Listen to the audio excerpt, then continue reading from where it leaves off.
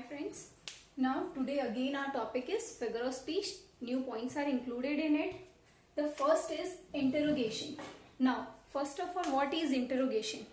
जैसे कि आप लोग जानते हैं अगर हम लोग क्वेश्चन मार्क की तरह अगर यूज करें तो in that also what is there interrogation. Interrogation means interrogative type of sentences. तो इंटरोगेटिव टाइप ऑफ सेंटेंस में क्या होता है, हमने ये चीज हमें ध्यान है कि जब भी हमको किसी भी तरह का क्वेश्चन पूछना होता है तो that time whatever we are using उसको बोलते हैं इंट्रोगेटिव साइन. ओके, अब इसी तरह से जो हमारा इंट्रोगेशन फॉर्म है वो ही सेम चीज यहाँ पर इंट्रोगेटिव फिगर ऑफ स्पीच में है.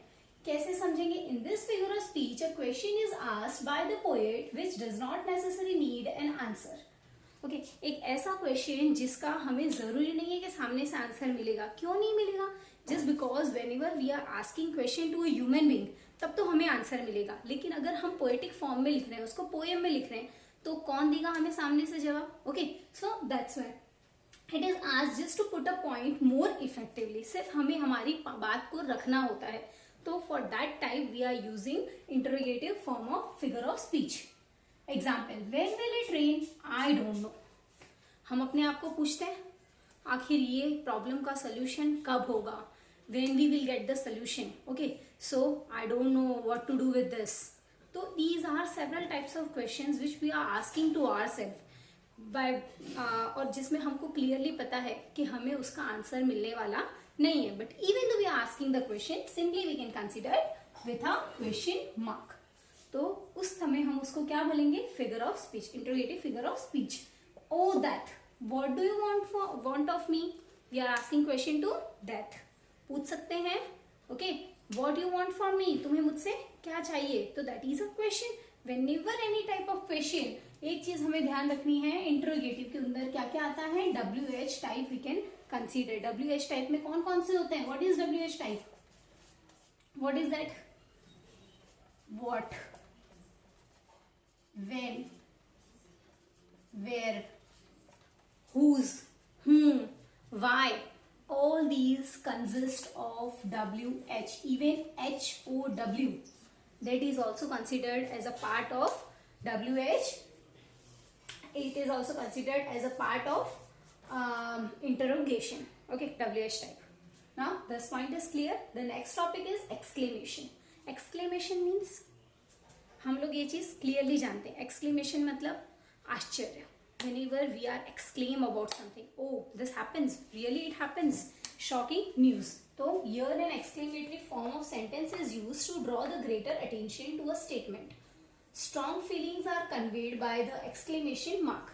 अगर किसी भी तरह का strong feeling हमें describe करना है तो that can be described with the help of exclamation mark. Okay, this is considered as a exclamation mark. Oh wow, so bravo. Then wow, what a beauty. क्या सुंदर है. What a beautiful scene it is. So that time what we are using? What is there? WH. But even though the form of sentence is considered in the different way, इसका जो form है वो अलग तरह से consider किया जाता है. तो that time we can consider it as a exclamatory figure of speech. Simple अगर हम समझे तो क्वेश्चन मार्क है तो वो इंट्रोगेटिव टाइप में आएगा और एक्सक्लेमेशन है तो एक्सक्लेमेटरी टाइप में आएगा. और उसका जो फॉर्म है, form of writing is different. इसमें हमेशा क्या आता है? WH plus form of to be. Form of to be क्या होता है? Form of to be is whatever do, does, is, am, are, have, has, all these things. अगर वो सेंटेंस के बाद में कंसिडर होता है तो हम उस टाइप के सेंटेंस को WH में कंसिडर करेंगे, मतलब इंट्रोगेटिव में. और जबकि यहां पर क्या होता है? The form of to be अगर यूज होता भी है तो it goes to the last position. कहां आ जाएगा? लास्ट पोजिशन पे. Okay, so that is the difference between interrogative and exclamatory. The honking horns and zooming motor bikes. यहाँ पे भी क्या है? लास्ट में एक्सक्लेमेशन मार्क. तो that type of figure of speech is considered as exclamatory figure of speech. The same sentence, ये वाला जो सेंटेंस है ये एक और फिगर ऑफ स्पीच में आएगा.